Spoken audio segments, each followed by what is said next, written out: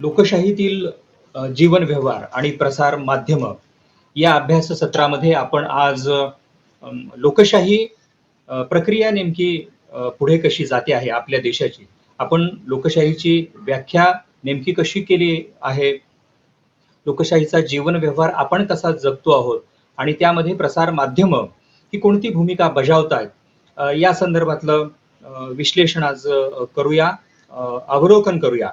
लोकशाहीची व्याख्या जर समजून घ्यायची झाली तर प्रौढ मताधिकार जो असतो, म्हणजे ज्यांनी प्रौढत्व प्राप्त केलेलं आहे अशा नागरिकांना भारतीय लोकशाही व्यवस्थेनं मतदानाचा अधिकार दिलेला आहे आणि त्या अधिकाराचा वापर करून खुल्या आणि निष्पक्ष निवडणुकीच्या द्वारे लोकांनी निवडून दिलेल्या प्रतिनिधींच्या मार्फत चालणारं राज्य म्हणजे लोकशाही अशी व्याख्या आपल्याला करता येऊ शकेल, ज्याचा संदर्भ मराठी विश्वकोशामध्ये आपल्याला पाहायला मिळतो. म्हणजे लोकशाही हा शब्द मुळात डेमोक्रेसी या इंग्रजी संज्ञेचा मराठी प्रतिशब्द आहे.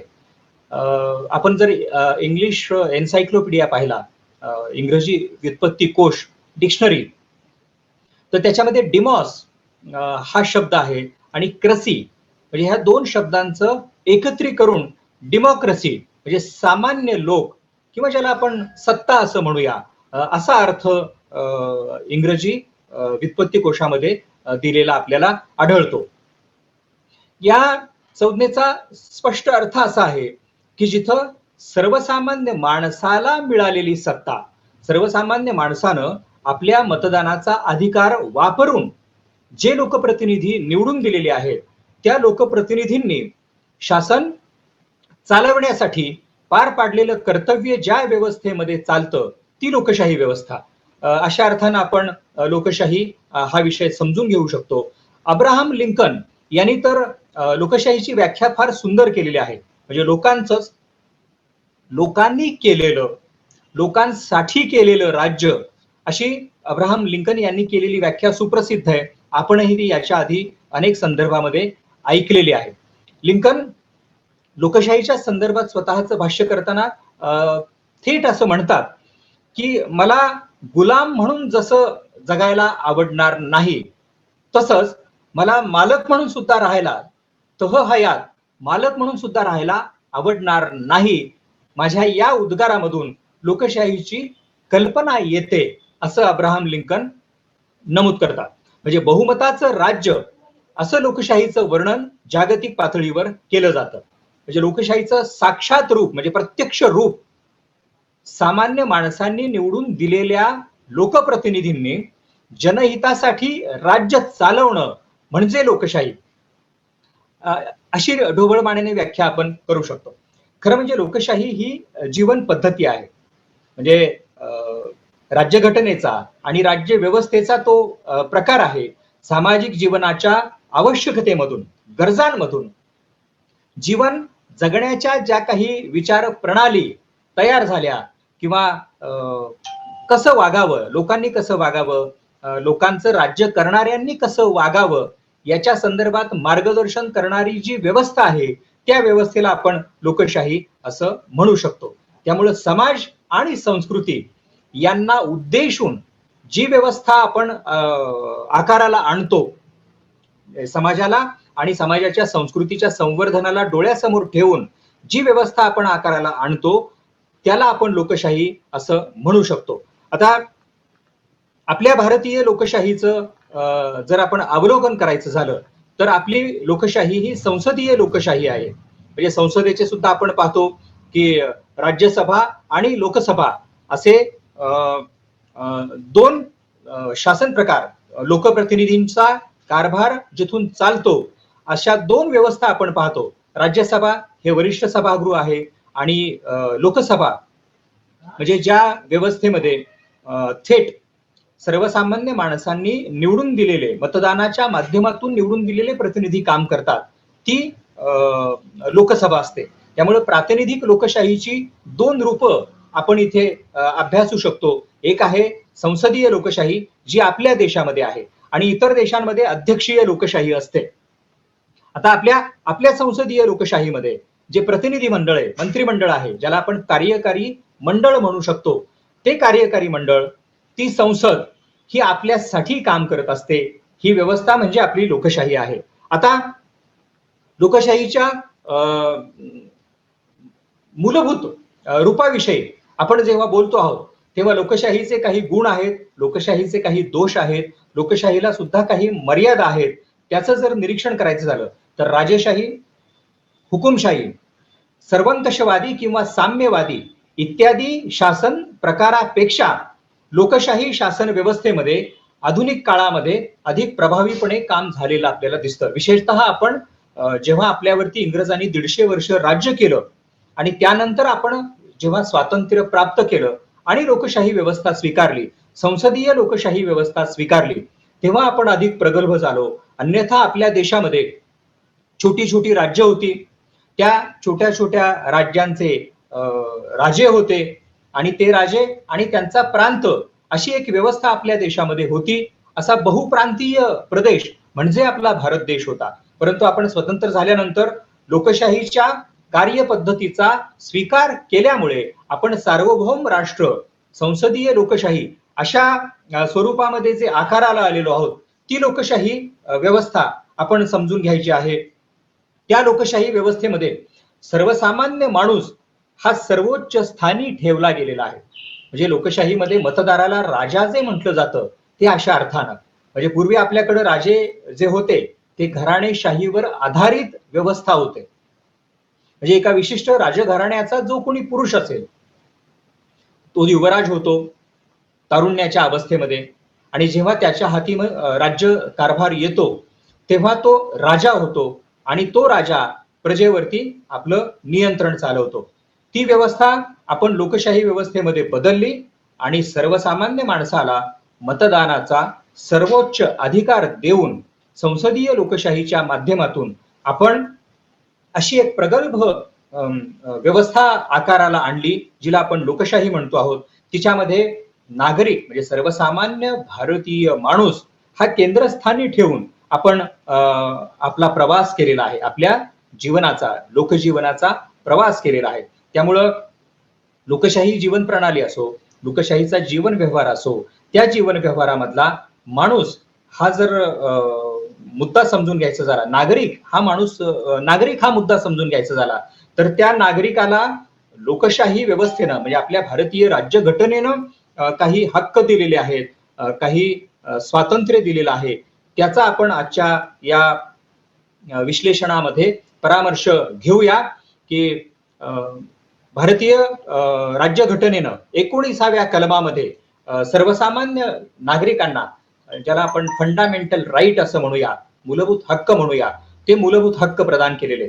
कसले हक्क आहे ते? म्हणजे आपल्या भारतीय राज्यघटनेच्या 19व्या कलमामध्ये या हक्कांचं वर्णन केलेलं आहे. तो समानतेचा हक्क आहे, अभिव्यक्ती स्वातंत्र्याचा हक्क आहे, शोषणापासून संरक्षण करवून घेण्याचा हक्क आहे, म्हणजे कुणी कुणाचं शोषण करता कामा नये.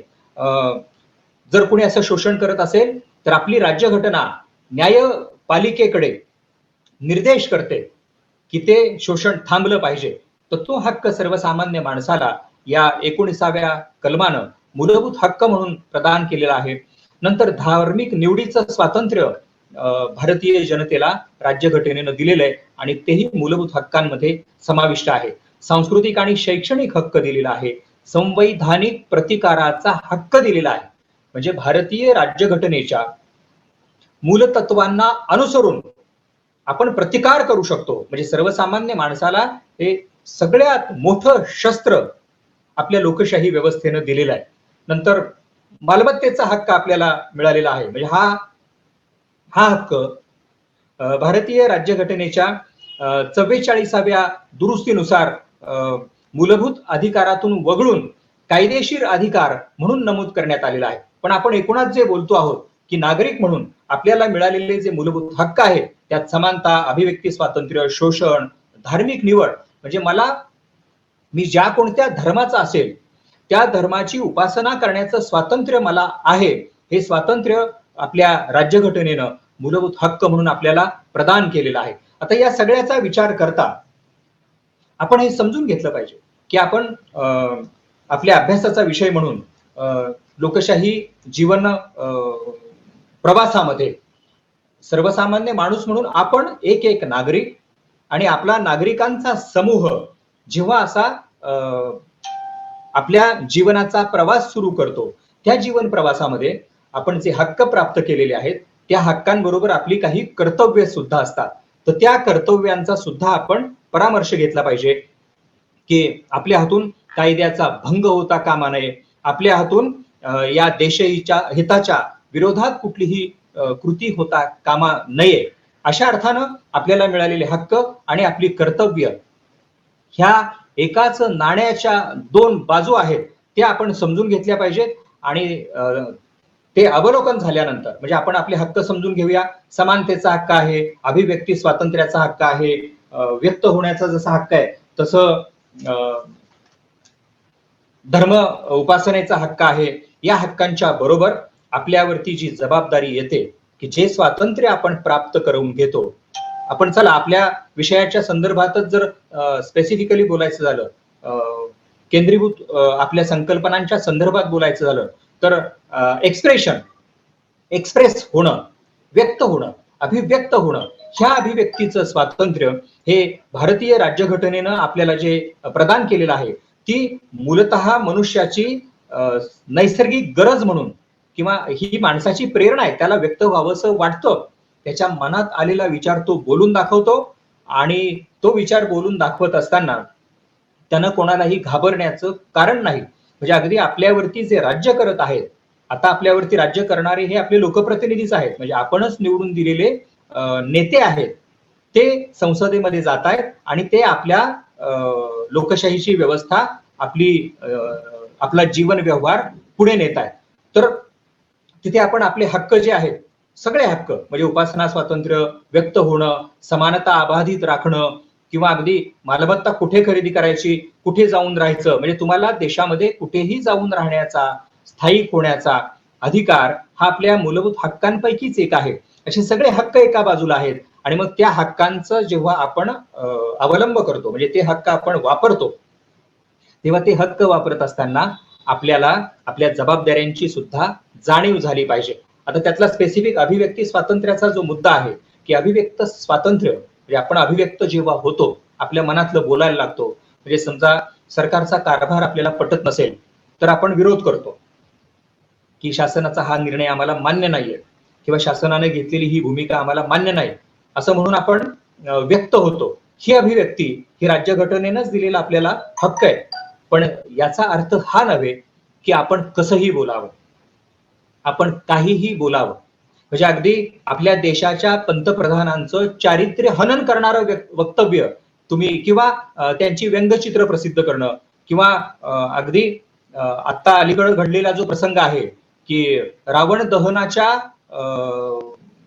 त्या सगळ्या प्रकारांमध्ये काही शक्तींनी, आता ते लोक कोण होते, काय होते, हा कायदेशीर तपासणीचा भाग आहे, ती प्रक्रिया पण चालू झालेली असेल. पण आज आपल्या अभ्यासाचा विषय आपण जेव्हा इथे चर्चेला घेतो आहोत तेव्हा ते उदाहरण आपण जरूर लक्षात घेऊया की देशाच्या विद्यमान पंतप्रधानांनाच रावणाची प्रतिमा अशा पद्धतीनं अभिव्यक्त होणं आणि त्याचं दहन करणं हा आपल्या अभिव्यक्ती स्वातंत्र्याचा आपण केलेला स्वैराचार आहे. असा स्वैराचार किंवा असं मोकाट सुटणं हे भारतीय राज्यघटनेला सुद्धा मान्य नाही. त्यामुळे एका बाजूला जेव्हा आपल्याला हक्क येत आहेत तेव्हा आपल्याला काही कर्तव्यांचं सुद्धा पालन करण्याचं जे अपेक्षित आहे, तुम्ही कर्तव्यांचं पालन केलं पाहिजे. तर ती कर्तव्य कुठली आहेत, तर तुमच्या हातून कोणतंही कायदा मोडणारं वर्तन होता कामा नये, तुमच्या हातून कोणाचं चारित्र्य हनन होता कामा नये. तुम्ही एकतर्फी बेलगाम आरोप करत जर सुटलात तर तुमचे हक्क तुम्ही चांगल्या पद्धतीनं बजावत नाही आहात आणि तुमची कर्तव्य सुद्धा तुम्ही नीटपणे पार पाडत नाही आहात असं मानलं जातं आणि कायद्याची प्रक्रिया सुरू होते. म्हणजे थोडक्यात कायद्याचा दंडुका माणसाला उगारला जाऊ शकतो. हे आपण आपल्या आजच्या विषयाच्या निमित्तानं समजून घेऊया.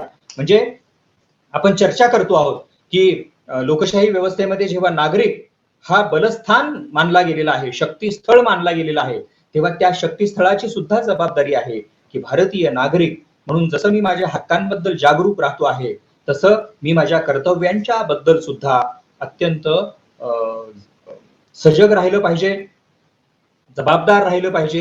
म्हणजे मला बोलण्याचं, भाषणाचं, अभिव्यक्तीचं स्वातंत्र्य आहे. शांततेनं मला एकत्र येण्याचं स्वातंत्र्य आहे. निशस्त्र अशा म्हणजे आपल्या हातामध्ये कुठलं हत्यार असता कामा नये. असं आपण एकत्र येऊ शकतो. आपण संघटना स्थापन करू शकतो. आपण देशभरात मुक्त संचार करू शकतो आणि कुठलाही व्यवसाय, कुठलाही धंदा, कुठलाही व्यापार, कुठलाही उद्योग करू शकतो. हा सगळा आपला जीवन प्रवास आहे. लोकशाही व्यवस्थेमधला हा सगळा आपला जीवन प्रवास आहे. आता या जीवन प्रवासामध्ये आपल्या या वाटेवर महत्वाची भूमिका बजावणारा कोणता घटक येतो, तर तो घटक आहे माध्यम. त्यामुळं आतापर्यंत आपण लोकशाही, तिची व्याख्या, लोकशाहीची व्याप्ती, लोकशाही व्यवस्थेनं भारतीय राज्यघटनेची जी निर्मिती केली, त्या राज्यघटनेनं आपल्याला दिलेले मूलभूत हक्क, मूलभूत अधिकार आणि कर्तव्य सुद्धा याचा जो आता अभ्यास केला, याची जी चर्चा केलेली आहे, या सगळ्या प्रक्रियेमध्ये प्रसार माध्यम फार महत्वाची भूमिका बजावतात. म्हणजे आपण या आधीच्या अभ्यासामध्ये हे पाहिलेलं आहे की प्रसार माध्यम ही लोकशाहीचा चौथा आधार स्तंभ आपण मानतो आहोत. म्हणजे प्रसार माध्यमांनी लोकशाही अबाधित ठेवण्यासाठी अत्यंत महत्वाची भूमिका बजावलेली आहे. आता ही भूमिका बजावत असताना माध्यमांचं जे रूप आहे, म्हणजे स्वातंत्र्य आधीचं हे मूलतः प्रिंट मीडिया होतं. जसा काळ पुढे सरकलेला आहे आणि आपण आपल्या स्वातंत्र्याची 7 दशकांचा जो प्रवास केलेला आहे, या प्रवासामध्ये माध्यम ही सुद्धा कशी विकसित झालेली आहे. प्रिंट असो, वेब असो, टेलिव्हिजन असो आणि आत्ताचा मोबाईल मीडिया आणि त्याला सोशल मीडिया सुद्धा असं म्हणूया आपण. म्हणजे खरं तर हा सोशल मीडिया हा लोकशाहीचा जणू काही 5वा स्तंभ होतो आहे की काय, अशी परिस्थिती आता आलेली आहे. म्हणजे प्रिंट मीडिया किंवा एकूण जर्नलिझमचा ज्याला मेन स्ट्रीम असं म्हणतो आपण, म्हणजे मुख्य प्रवाह, तो मुख्य प्रवाह प्रिंट मीडिया आणि त्याच्या पुढं गेलेला आता सोशल मीडिया, हा सोशल मीडिया जणू 5वा स्तंभ होतो आहे की काय, असं आपल्याला अगदी 2014च्याही निवडणुकीमध्ये दिसलं, 2019च्याही निवडणुकीमध्ये दिसलं. आणि ह्या सोशल मीडियाची काही बलस्थान आहेत, शक्तीस्थळ आहेत, तसंच त्याचे काही विपरीत परिणाम सुद्धा आहेत. ते आपण आज समजून घेऊया की मुळात माध्यम हे संवादाचं साधन आहे. लोकशाहीच्या बळकटीसाठी माध्यम ही महत्वाची भूमिका बजावतातच. पण मग ती भूमिका कुठली असते किंवा कुठली असणं अपेक्षित आहे, तर माध्यमांनी लोकशाही बळकट करण्यासाठी कटिबद्ध राहिलं पाहिजे. माध्यमांनी लोकशाहीचं संवर्धन होण्यासाठी स्वतःचं कर्तव्य पार पाडलं पाहिजे. ते कर्तव्य कुठलं आहे की मुळात माध्यम विश्वासार्ह असलं पाहिजे, माध्यम वस्तुनिष्ठ असलं पाहिजे, माध्यम वाचनीय असतं, माध्यम श्रवणीय असतं, माध्यम दर्शनीय सुद्धा असतं. म्हणजे पेपर हा आपण वाचतो, वाचावासा वाटतो. आकाशवाणी सारखं माध्यम जे आजही अत्यंत क्रेडिबल मानलं जातं, अत्यंत विश्वासार्ह मानलं जातं. आणि दूरचित्रवाणी वाहिन्यांच्या प्रवासात जर आपण पाहिलं तर दूरदर्शन ही सरकार स्थापित व्यवस्था होती. त्यामुळं तिथं आरंभीच्या काळामध्ये म्हणजे स्वातंत्र्यानंतरच्या पहिल्या काही दशकांमध्ये जो प्रवास झाला तो साधारणपणे सरकारची माहिती प्रसारित करणारी यंत्रणा. पण प्रसार भारती नावाचं एक विधेयक आलं आणि त्या प्रसार भारती विधेयकानं दूरदर्शनला सुद्धा स्वायत्तता दिली आणि तिथेही अगदी नुसतं सरकार नव्हे तर विरोधकांचा सुद्धा आवाज तिथे व्यक्त होतो. हा आपल्या लोकशाही जीवन व्यवस्थेमधला अतिशय सुंदर प्रवास आहे आणि त्या प्रवासात माध्यमाचं हे बदलतं रूप आपण समजून घेण्याची आवश्यकता आहे. आता अलीकडच्या काळामध्ये मात्र माध्यमांच्या विश्वासार्हतेचेच काही प्रश्न अतिशय गंभीर होऊन आपल्या समोर आलेले दिसतात. क्रेडिबिलिटीचा विषय निर्माण होतो आहे. म्हणजे विशेषतः खाजगी दूरचित्र वाहिन्यांचा जेव्हा सुकाळ झाला, मी सुकाळ हा शब्द यासाठी वापरतो आहे की प्रचंड मोठ्या संख्येनं दूरचित्रवाणी वाहिन्या आल्या आणि या दूरचित्रवाणी वाहिन्यांच्या स्पर्धेमध्ये टीआरपी रेटिंग नावाची एक स्पर्धा असते की कोण नंबर 1 आहे. या नंबर 1 होण्याच्या स्पर्धेमध्ये सगळेजण ब्रेकिंग न्यूजच्या मागे धावायला लागले. आपण मीडियाचं रूप अशा अर्थानं बोलतो आहे. म्हणजे लोकशाही जीवन प्रवासामधला माध्यमांचा आत्ताचा जो काही सगळा पसारा आहे, सगळा प्रवास आहे, तो आपण आता समजून घेतो आहोत. की हा पसारा, माध्यमांचा हा पसारा हा कुरघोड्यांचा प्रवास करतो आहे. कुरघोडी म्हणजे प्रत्येक जण पुढे जाण्याचा, प्रत्येक जण टीआरपीच्या नंबर 1 होण्याचा जो काही आटापिटा करतो आहे, तिथं माध्यमांच्या विश्वासार्हतेचा प्रश्न निर्माण झाला, माध्यमांच्या क्रेडिबिलिटीचं प्रश्नचिन्ह निर्माण झालं. आता एका बाजूला माध्यम निर्भीड असलं पाहिजे, निष्पक्ष असलं पाहिजे, विश्वासार्ह असलं पाहिजे असं आपण म्हणतो आहोत, आणि त्या प्रवासामध्ये माध्यम निर्भीड आहेतच. विशेषतः व्यावसायिकता जेव्हा वाढत गेली तेव्हा माध्यमांनी डेअरिंग केलेलं आहे, म्हणजे सरकारच्या विरोधात आवाज उठवण्याचंही धाडस माध्यमांनी केलेलं आहे. अगदी सरकार उलथून टाकण्याचं जे काही काम होतं, तुम्ही पहा, काँग्रेसचं सरकार उलथून टाकलं गेलं, भाजपला संधी दिली गेली, हे आत्ताच बोलतो आहे. पण याच्या आधी वाजपेयींचं सरकार जेव्हा सत्तेत आलं होतं मोठ्या कालखंडानंतर, म्हणजे आपल्या देशावरती काँग्रेसच मोठ्या काळातलं जे काही सरकार चाललं, त्या प्रवासात लोकांना जेव्हा काँग्रेस नको वाटत होती, त्या काळामध्ये लोकांना ती का नको आहे, काँग्रेसचा कारभार लोकांना का पसंत पडत नाही, याचं वर्णन माध्यमांनी मोठ्या प्रमाणात केलं. आणि म्हणून मग आणीबाणीनंतर इंदिरा गांधींचा पराभव होतो. म्हणून मोठ्या कालखंडानंतर अटल बिहारी वाजपेयी यांचं सरकार सत्तेत येतं. राष्ट्रीय लोकशाही आघाडी नावाच्या कोलिशन म्हणजे आघाडी धर्माचं सरकार सत्तेत येतं. अगदी एरवी ज्यांच्या विचारसरणी दोन विरुद्ध टोकाच्या होत्या, असे सगळे लोक एकत्र येताना तिथं दिसले. आपण जॉर्ज फर्नांडिस यांच्यासारखं समाजवादी विचारांचं नेतृत्व हे वाजपेयींच्या हातात हात घालून काम करताना पाहिलेलं आहे. तो आपल्या लोकशाही जीवन व्यवहाराचा प्रवास आपण पाहिला. पण पुन्हा वाजपेयींचं सरकार एका मतानं पडलं, वाजपेयींना सत्तेबाहेर जावं लागलं, म्हणजे भाजपचं सरकार गेलं, पुन्हा काँग्रेसचं सरकार आलं. त्यांनी बराच काळ सत्ता चालवली, पण पुन्हा एकदा आपल्या देशातल्या जनतेनं आणि आपल्या देशातल्या माध्यमांनी काँग्रेसला सत्तेबाहेर ठेवण्याचं काम 2014 साली केलेलं आहे. फक्त इथं एक वस्तुनिष्ठ मुद्दा आपल्याला विश्लेषणासाठी घेतला पाहिजे की सोशल मीडियाचा जो मोठ्या प्रमाणात 2014च्या निवडणुकीमध्ये वापर झाला, तिथं सोशल मीडिया हा विधायक आहे की विघातक आहे असं वाटावं अशी परिस्थिती निर्माण झालेली. म्हणजे ह्या दोन मुद्द्यांची चर्चा 2014च्याही निवडणुकीत झाली, 2019च्याही निवडणुकीत झाली. आपण हे समजून घेऊया की सोशल मीडिया हे दुधारी शस्त्र आहे. म्हणजे माध्यम, प्रिंट, वेब, टीव्ही आणि त्याच्या पुढे आता व्हॉट्सअप, ट्विटर, फेसबुक हे जे काही सामाजिक माध्यम तयार झालं, ज्याचा उल्लेख मी मगाशी अगदी हा 5वा स्तंभ व्हायचा प्रयत्न करतो आहे सोशल मीडिया, आणि तिथे मात्र तो दुधारी पद्धतीनं व्यक्त होतो आहे. म्हणजे एका बाजूला एखाद्याची प्रचंड मोठी प्रसिद्धी, एखाद्याचं कर्तृत्व चांगलं असेल तर ते जगभरात पोहोचवण्याचं काम एका क्लिकमध्ये होतं. इंटरनेट नावाच्या खिडकीतून ते सगळ्या जगासाठी खुलं होतं. हे जसं सत्य आहे, तसं एखाद्याची नाहक बदनामी, एखाद्याची नाहक प्रतिमा खराब करणं, एखाद्याला ब्लॅकमेल करणं, एखाद्याचं अकाउंट हॅक करणं. तुम्ही पाहिलं असेल ट्विटरवर शिव्या देण्याचा मोठा कार्यक्रम होतो. लोक अक्षरशः नावं घेऊन टीका करतात सोशल मीडियावरती. मग ते ट्विट करणं असो किंवा आणखी खोटी माहिती प्रसृत करणं. मला 2 नावांचा उल्लेख इथं आपल्या अभ्यासासाठी जरूर करायचा आहे की भाजपच्या नेत्या सुषमा स्वराज आणि काँग्रेसच्या प्रवक्त्या प्रियंका चतुर्वेदी यांच्या संदर्भात जे ट्रोलिंग झालं, ट्रोल हा शब्द लक्षात घ्या. ट्रोल म्हणजे एखाद्याच्या संदर्भामध्ये एवढी काही विपरीत चर्चा घडवून आणली जाते, इतकी टोकाची टीका केली जाते की त्या लोकांना असह्य होतं. म्हणजे सुषमा स्वराज यांना तर त्या ट्रोलिंग संदर्भात अश्रू अनावर झाले होते. ही घटना घडलेली आहे. प्रियंका चतुर्वेदी किती अस्वस्थ झाल्या होत्या हे तुम्ही समाज माध्यमांमध्ये पाहिलं असेल. त्यामुळे समाज माध्यम ही विधायक जशी आहेत तशी विघातक सुद्धा कशी होऊ शकतात. म्हणजे आपण अगदी आपल्याच प्रांतामधलं एक उदाहरण घ्यायला चर्चेला घ्यायला हरकत नाही की धुळे जिल्ह्यामध्ये राईनपाडा नावाचं गाव आहे, आदिवासी पाडा आहे तो. त्या आदिवासी पाड्यामध्ये मुलं चोरणारी टोळी गावात आलेली आहे अशी एक अफवा सोशल मीडियावरती सर्क्युलेट झाली. हा प्रसंग आहे, तुम्ही त्याच्या बातम्या वाचल्या असतील, तुम्ही त्याचा लाईव्ह टेलिकास्टही पाहिला असेल.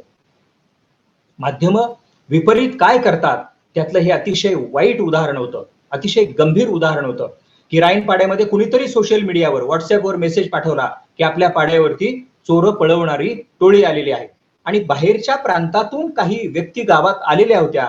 ऍक्च्युअली त्या रोजी रोटीच्या लढ्यासाठी आल्या होत्या, जगण्यासाठी त्यांचा प्रवास चालू होता. त्या प्रवासात ते लोक राईनपाड्यात पोहोचली आणि ती मात्र समाज माध्यमांमधल्या अफवांची बळी ठरले. लोकांनी व्हॉट्सअपवर फिरलेला मेसेज शहानिशा न करता गंभीरपणे घेतला आणि त्या लोकांना दगडांनी ठेचून मारलं. ही आपल्या भारतीय लोकशाहीच्या जीवन प्रवासामधली माध्यमांनी घडवून आणलेली अतिशय वाईट घटना आहे. त्यामुळे आपण या विषयाचे विद्यार्थी म्हणून, अभ्यासक म्हणून हे समजून घेण्याची आवश्यकता आहे की माध्यमांनी जर त्यांच्या जबाबदारीचं भान ठेवलं नाही तर माध्यम हे दुधारी शस्त्र आहे. ते लोकजीवनाचा, लोकशाहीचं फार मोठं नुकसान करू शकतं. त्यामुळे आपण हा मुद्दा जरूर लक्षात घेऊया की समाज माध्यमांनी विधायकतेचा पुरस्कार करावा, विघातक होता कामा नये. या पार्श्वभूमीवर आपण आपल्या लोकशाहीचा जीवन प्रवास सुंदर करण्यासाठी माध्यमांच्या नेमक्या जबाबदाऱ्या काय आहेत आणि माध्यमांनी त्या जबाबदाऱ्या कशा पार पाडायच्या या संदर्भातलं या टप्प्यावरती जर विश्लेषण करायचं झालं तर माध्यमांनी आपली वस्तुनिष्ठता जपली पाहिजे, जोपासली पाहिजे. माध्यमांनी आपली विश्वासार्हता जोपासली पाहिजे आणि त्या विश्वासार्हतेसाठी प्रसंगी संघर्ष करण्याची वेळ आली तरी तो संघर्ष मीडियानं केला पाहिजे.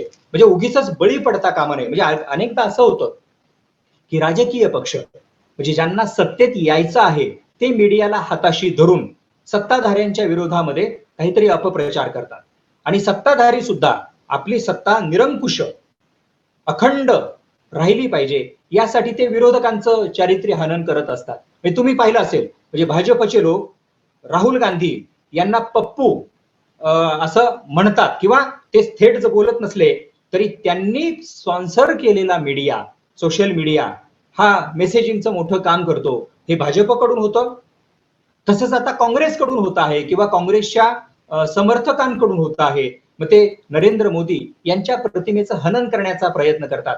हे आपण अभ्यासाचा विषय म्हणून तटस्थपणे समजून घेतलं पाहिजे.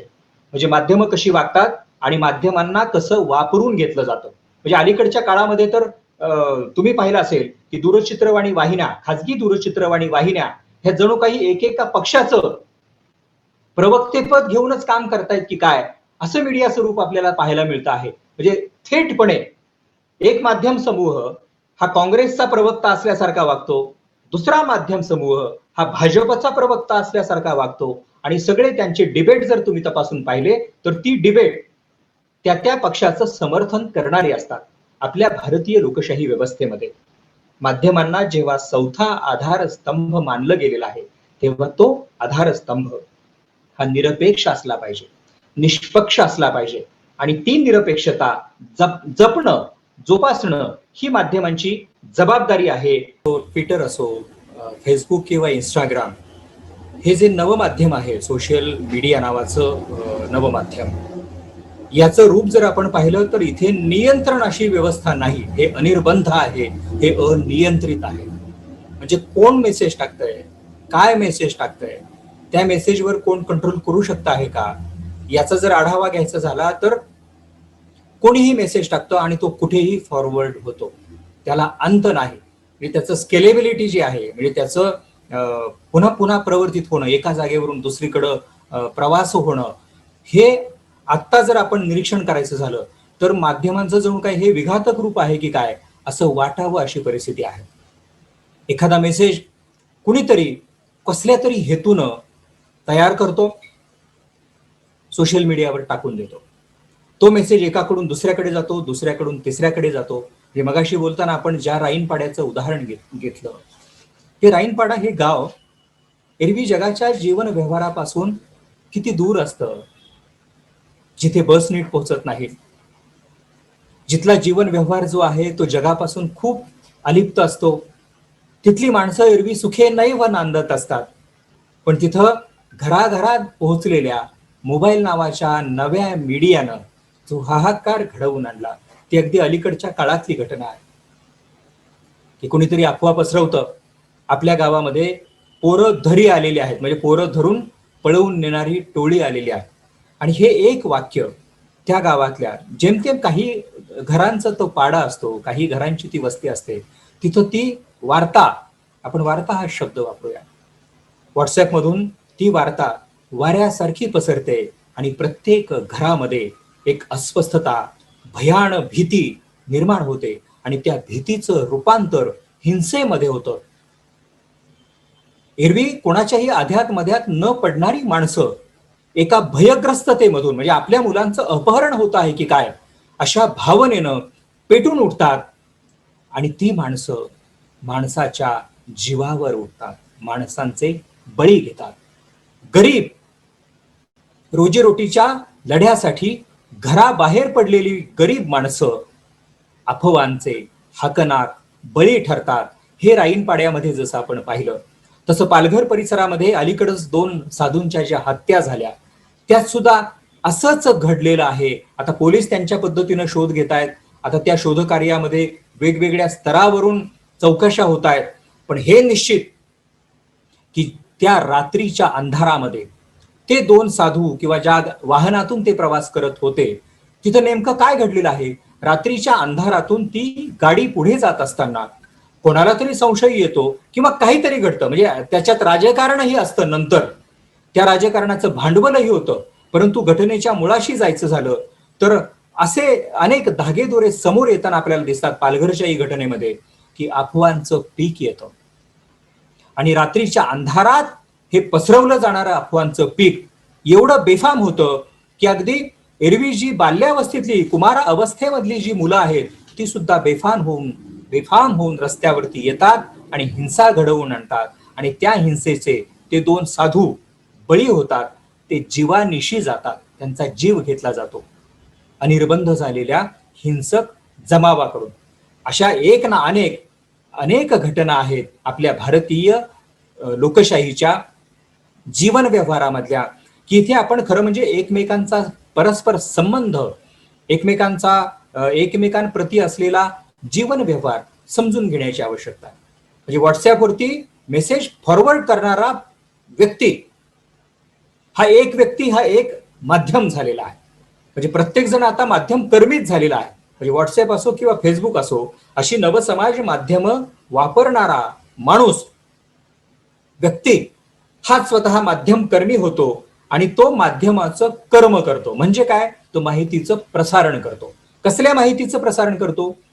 कुठून तरी फॉरवर्ड झालेला एखादा मेसेज पुन्हा फॉरवर्ड करायचा, न वाचता फॉरवर्ड करायचा, किंवा पूर्वग्रह दूषित होऊन एखादी माहिती तयार करायची आणि ती व्हॉट्सअपवरून, ती फेसबुकवरून प्रसृत करायची आणि त्यातून जे समोर येतं, जी 2 उदाहरणं मी आपल्याला देतो आहे, राईनपाड्यामध्ये पोरं धरणारी, मुलं पळवणारी टोळी आली, अशा अफवेचं रूपांतर लोकांचे बळी घेण्यात जसं होतं तसं पालघरमध्येही घडताना आपल्याला दिसतं. किंवा कशाला पालघर, अनेक ठिकाणी असं होतं. म्हणजे अगदी मुंबईमध्ये अलीकडच्याच काळात अंधेरी परिसरामध्ये रेल्वेचा पूल कोसळला होता. रेल्वेचा पूल रेल्वेच्या रुळावर कोसळतो आणि ही बातमी व्हॉट्सअपवरून वाऱ्यासारखी पसरते. त्यात एक जण मग असा मेसेज देतो की खूप लोकांचे बळी गेलेले आहेत. आता हे खूप लोकांचे बळी गेले हे एक वाक्य ज्या नागरिकांचे सगळे सोयरे, नातेवाईक, आपली मुलं, आपली आई, आपली बहीण, आपले बाबा नोकरीवरती गेलेले आहेत आणि ते अंधेरी परिसरातच राहत आहेत आणि त्यांची ही परतीची वेळ होती, त्या रेल्वेच्या पुलाखाली आपले बाबा तर अडकले नसतील ना? त्या रेल्वेच्या पुलाखाली आपली ताई तर अडकलेली नसेल ना? आपला भाऊ तर अडकला नसेल ना? अशा भावनेनं भयग्रस्त झालेली कितीतरी लोक मुंबईमध्ये रस्त्यावरती येतात, अस्वस्थ होतात आणि त्यांच्या अस्वस्थपणाचा हुंकार एका वेगळ्या भावनेचा अतिरेक म्हणूया आपण, भावनेच्या अतिरेकातही व्यक्त होतो आणि मग तिथे अंधेरीच्या परिसरामध्ये अनिर्बंध गर्दी रस्त्यावरती येते. अशा एक ना अनेक घटना ज्या घडतात आणि त्यातून पुढे दुर्घटना सुद्धा होतात, या दुर्घटनांची जबाबदारी घेणार कोण? त्यामुळं आपल्या अभ्यासाचा विषय आज असा आहे की नवमाध्यम जेव्हा व्यक्त होत आहेत तेव्हा त्या नवमाध्यमांचे जे कोणी प्रणेते आहेत, म्हणजे एक एक व्यक्ती व्हॉट्सअप वापरणार असो, फेसबुक वापरणार असो, त्यानं याचं भान ठेवलं पाहिजे की हे नवमाध्यम जेव्हा आपण आपल्या मुठीत घेतलेलं आहे तेव्हा आपल्या जबाबदाऱ्या सुद्धा आहेत. आपल्या हातात येणारी माहिती खरी आहे की नाही, तिची सत्यता तपासून पाहणं. अन्यथा आपल्या हातून चुकीची माहिती पुढे जाते आणि त्या चुकीच्या माहितीमुळं जे विपरीत परिणाम होतात, काही वेळा अनेकांचे बळी घेण्यास ते कारणीभूत ठरतात, त्याला जबाबदार आपण असतो. आपण म्हणजे माध्यमकर्मी. हे नव समाज माध्यमामधले हे आपण नवे माध्यमकर्मी, फेसबुकवर व्यक्त होणारे, व्हॉट्सअपचं फॉरवर्ड करणारे. त्यामुळे आपण या जबाबदारीचं भान ठेवूया की नवसमाज माध्यमांची जबाबदारी किंवा ती माध्यमं चालवणाऱ्या आपल्यासारख्या व्यक्ती, आपल्यासारखा समाज, भारतीय लोकशाही व्यवस्थेमधला समूह यांना हे भान ठेवण्याची गरज आहे की जेव्हा आपल्या हातामध्ये साधन आलेलं आहे, नवसमाज नावाचं माध्यम होऊन आलेलं साधन जे आहे ते दुधारी साधन आहे. वापर विधायक केला तर त्याचा विधायक परिणाम होईल, पण त्याचा वापर जर विघातक पद्धतीनं केला तर समाजात होणाऱ्या दंगलींना आपण कारणीभूत असतो. आपण म्हणजे भारतीय माणूस, आपण म्हणजे भारतीय समाज. त्यामुळे आज या विषयाचं मंथन करत असताना आपण हे समजून घेण्याची आवश्यकता आहे की नवसमाज माध्यमांचा वापर करतानाही आपण जबाबदारीचं भान ठेवलं पाहिजे. आणि जो परंपरागत मीडिया आहे, प्रिंट असो, वेब असो, टेलिव्हिजन असो, इथेही अलीकडच्या काळामध्ये अनेक गंभीर प्रसंग घडल्याची उदाहरणं आपल्याला आपल्या अभ्यासाचा विषय म्हणून निश्चित नोंदविता येतील. म्हणजे एक घटना अशी घडलेली आहे की एका प्रतिष्ठित माध्यम समूहामध्ये एक दिवस एक बातमी छापून आली. अ ब क या व्यक्तीचं निधन. 4 ओळींची बातमी होती, पण पुढे त्या दैनिकाच्या कार्यालयामध्ये दिवसभर फोन खणखणत होते आणि ते फोन, ते दूरध्वनी ज्यांच्या निधनाचा उल्लेख केलेला होता त्यांच्या नातेवाईकांचे होते. किंवा ज्यांचं निधन झालं अशी बातमी तुम्ही छापलेली आहे, ती व्यक्ती तुम्हाला भेटायला येते आहे. कुठं भेटायचं, कुठं यायचं, तुमचे संपादक कुठे आहे?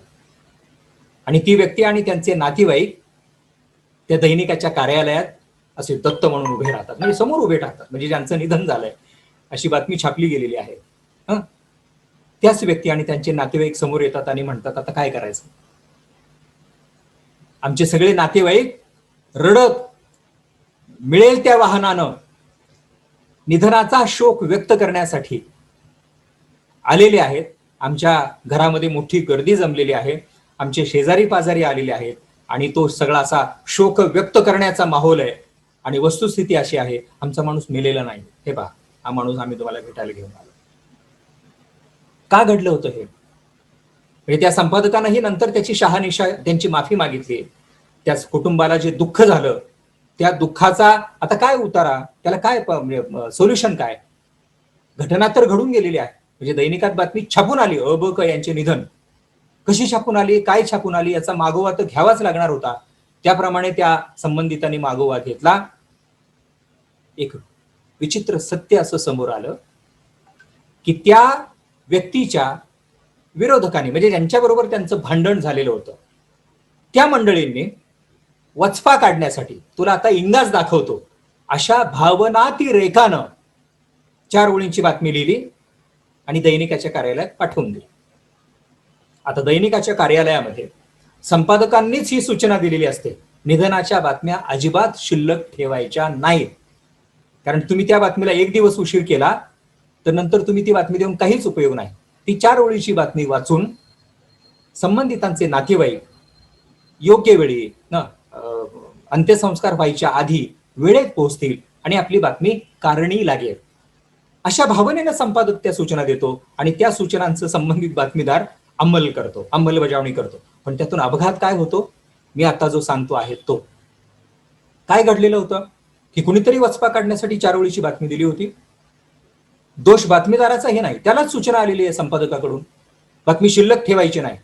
आता बातमी शिल्लक ठेवायची नाही या घाईमध्ये त्यानं काय केलंय, बातमी डोळे झाकून छापून दिली.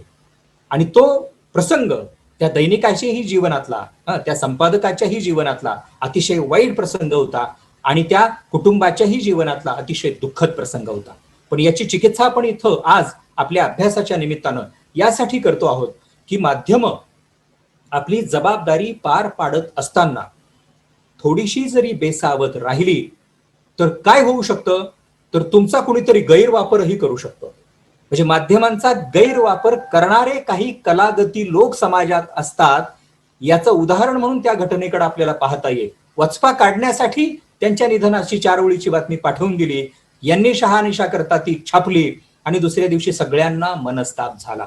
त्यामुळे आपला विषय समजून घेत असताना आपण हे पाहूया की काय जबाबदारी आहे माध्यमांची.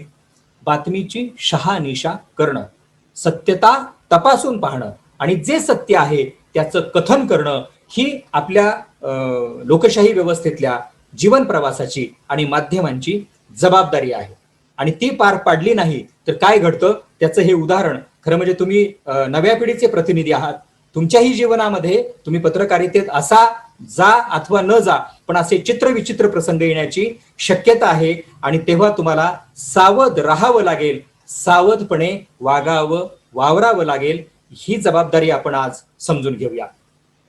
आता हे 1-2 प्रसंग मला आपल्याला यासाठी सांगावेसे वाटले की ज्यातून गंभीर प्रसंगही उद्भवतात आणि त्याच वेळी पुढच्या काळासाठी ज्याला पाथ फाइंडर म्हणूया आपण, पथदर्शी जीवन व्यवहार, म्हणजे माध्यमांसाठीचाही पथदर्शी जीवन व्यवहार आणि लोकजीवनासाठी सुद्धा तो पथदर्शी व्यवहार असा आपण म्हणूया. हे आपण समजून घेऊ. आणखी घडतं की माध्यमांमध्ये जे खुर्चीत बसलेले असतात, संपादक पदाच्या खुर्चीत बसलेले असतात, बातमीदार नावाचं प्रतिनिधित्व ते करतात, उपसंपादक नावाचं दायित्व पार पाडतात, जबाबदारी पार पाडतात. ह्या सगळ्यांनी पत्रकारिता हे व्रत आहे असं मानलं पाहिजे. ते व्रत पार पाडत असताना आपण स्वतः निष्पक्ष, निर्भीड राहिलं पाहिजे. आपण कोणाचे वाटेकरी होता कामा नये, म्हणजे सत्तेचे वाटेकरी, ठेकेदारांचे वाटेकरी असं मध्यमकर्मींनी वागता वावरता कामा नये.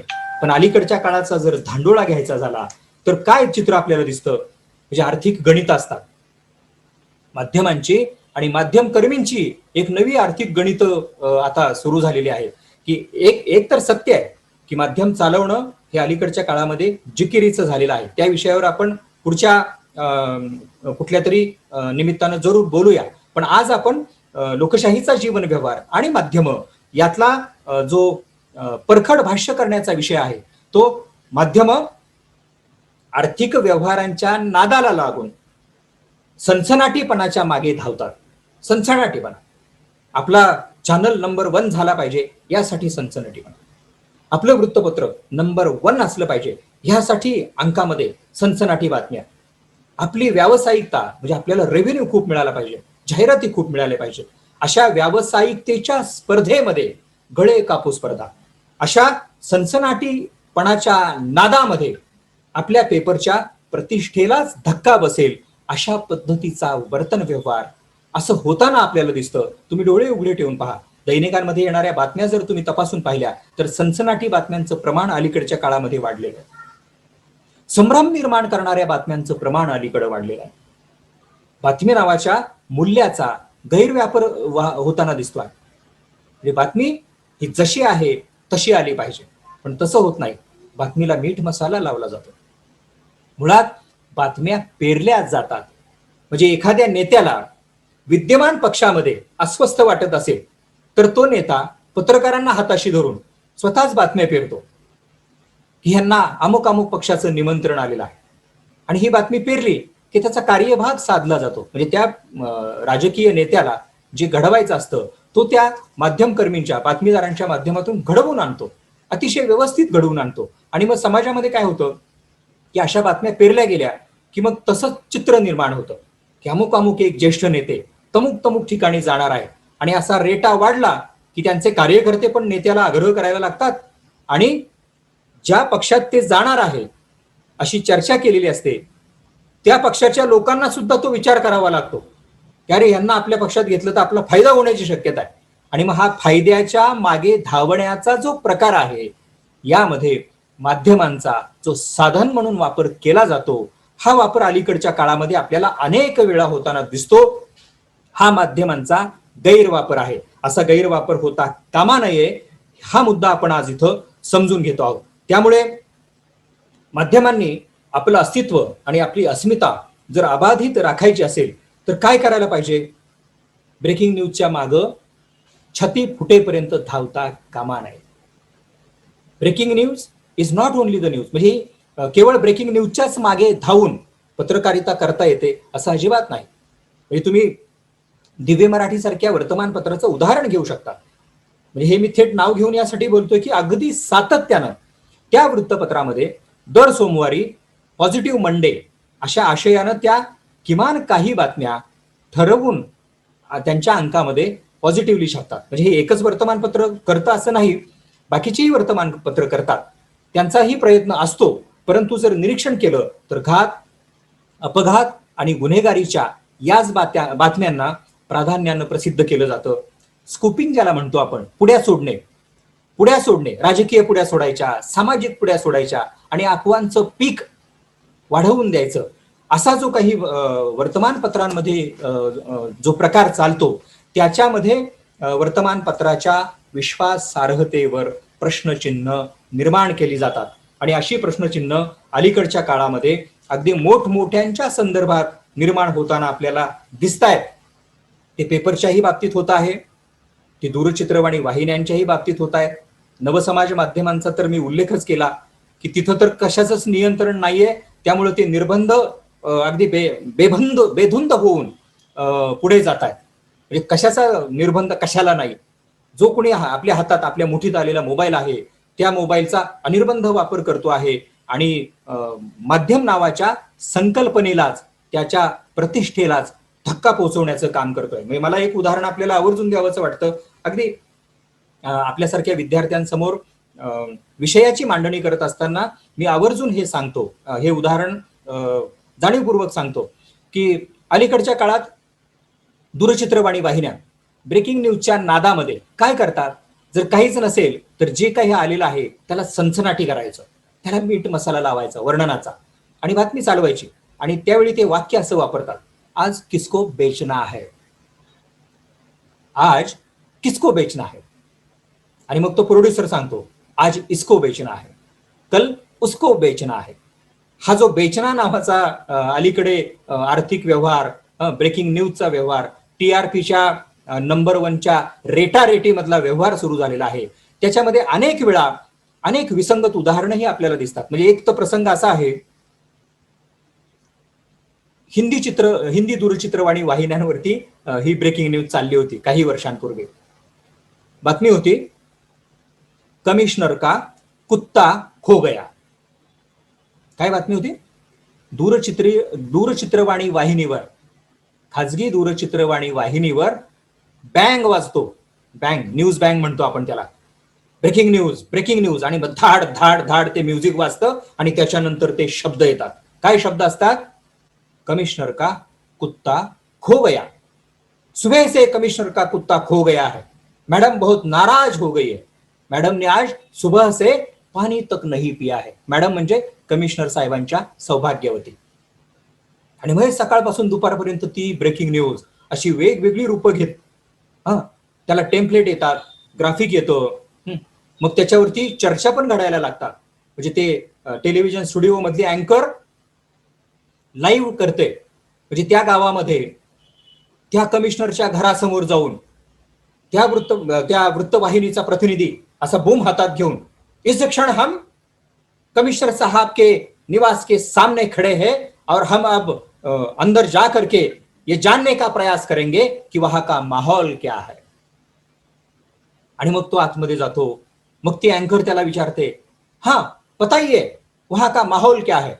आणि मग हा इकडून सांगतो, यहाँ का माहौल दर्द भरा है, हम देख रहे हैं मैडम जो सुबह से पानी तक नहीं पी है, इनके आंखों के आंसू आप देख लीजिए.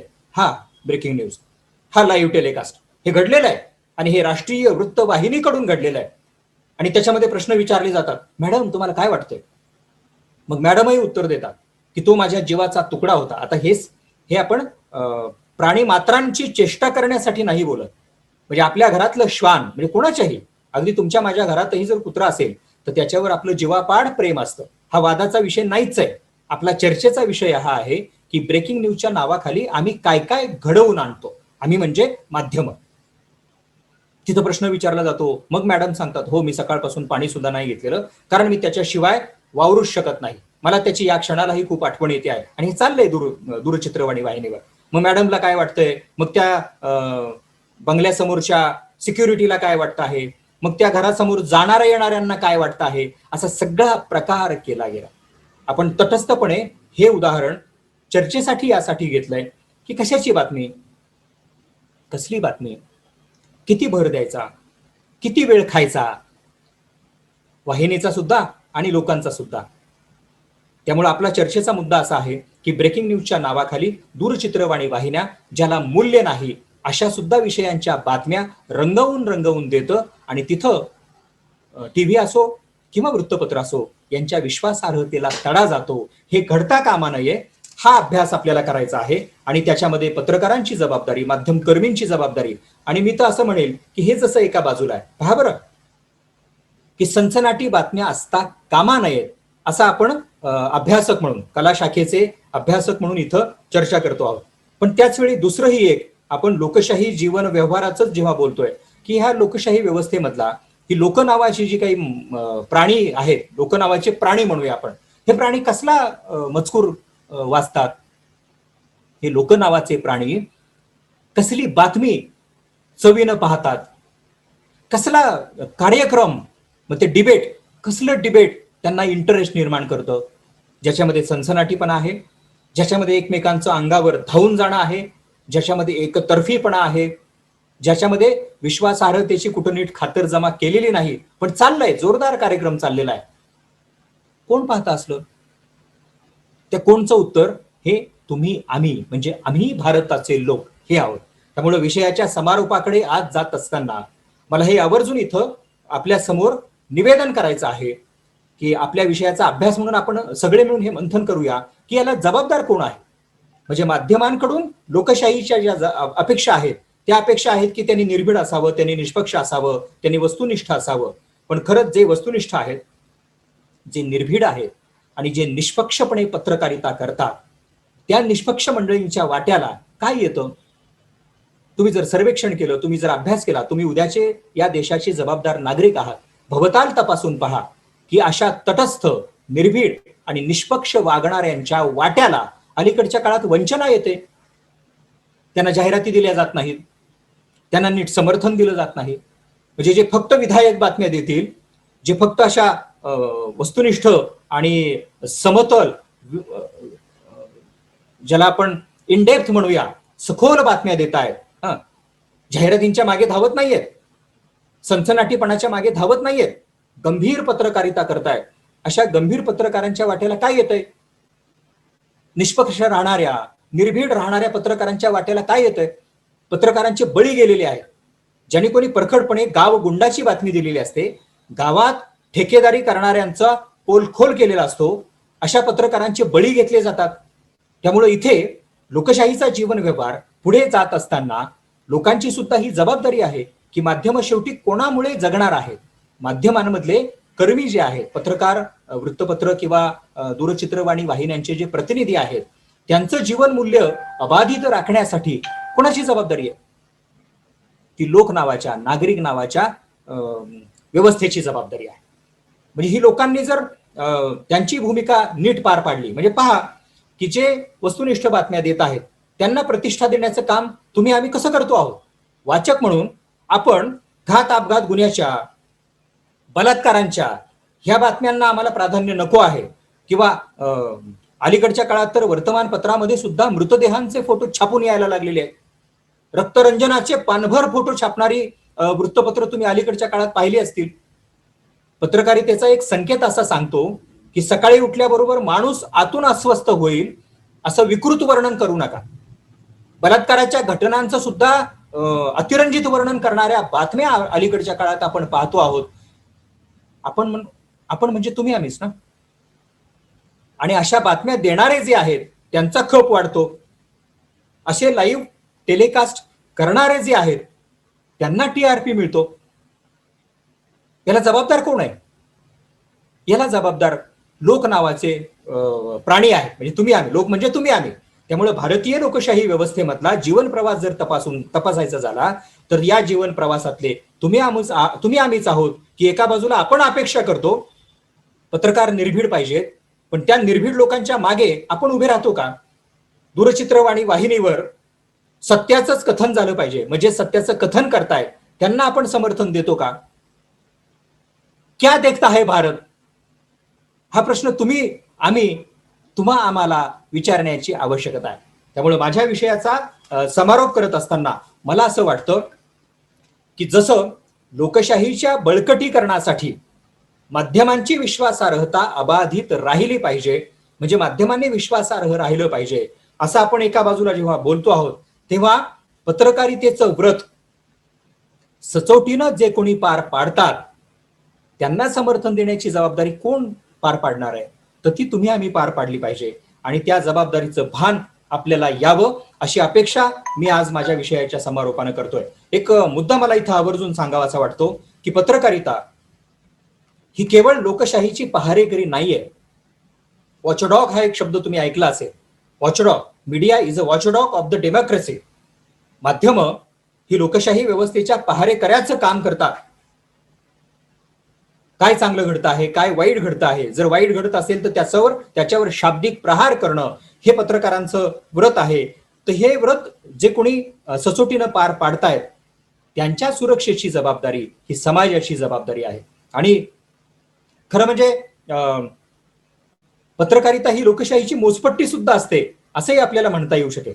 म्हणजे लोकांमध्ये जे घडतं तेच पत्रकारितेमध्ये घडतं. म्हणजे लोकांनाच सनसनाटीपणा हवा आहे म्हणून पत्रकारिता सनसनाटी झालेली आहे. याचा अर्थ असा की आपली मोजपट्टी आपल्याला काय सांगतेय? कसल्या बातम्या तुम्हाला हव्या आहेत? कसलं वर्णन, कसली पत्रकारिता तुम्हाला हवी आहे की ज्या पत्रकारितेला नंबर 1 मिळतो आहे, ज्या वृत्तवाहिनीला नंबर 1 TRP मिळतो आहे? याला जबाबदार कोण आहे? तुम्ही आम्हीच आहोत ना. आता त्याच्यात वादाचे काही विषय आहेत. TRP खोटा असतो, खपही खोटा असतो, तो चर्चेचा विषय नाही. परंतु हे सूत्र मात्र निश्चित आहे की लोकशाही व्यवस्थेमधली पत्रकारिता ही मोजपट्टीच आहे. आपल्याला असं दिसतं की समाज जर निर्भीड असेल तर पत्रकार निर्भीड राहतील. समाज जर पत्रकारांच्या पाठीशी असेल तर पत्रकार समाजाच्या पाठीशी उभे राहतील. हा असा परात्पर व्यवहार आहे, हा असा परस्पर पूरक व्यवहार आहे. आणि तो जर पुढे आपल्याला न्यायचा झाला तर आपण असं निश्चित म्हणू शकतो की प्रसार माध्यम हा नागरिकांच्या अभिव्यक्तीचा आरसा आहे. प्रसार माध्यम हा नागरिकांच्या अभिव्यक्तीचा आरसा आहे. तो आरसा जर आपल्याला खरा जसा आहे तसा हवा असेल तर आपण दोघांनी म्हणजे लोकांनी सुद्धा आणि माध्यमांनी सुद्धा होय एकमेकांचं प्रतिबिंब हे स्वच्छ निरभ्र असंच ठेवण्याची गरज आहे. आणि ती निरभ्रता, ती निरपेक्षता, ती स्वच्छता निर्माण करण्यासाठी आपण सगळे मिळून कटिबद्ध राहूया. आणि या लोकशाहीच्या जीवन प्रवासामध्ये माध्यमांचं रूप हे अधिक निरलस लोकशाहीला बळकट करणारं कसं होऊ शकेल यासाठी मंथन करूया, यासाठी चिंतन करूया. त्या चिंतनासाठी मी तुम्हा सगळ्यांना शुभेच्छा देतो आणि या ठिकाणी थांबतो.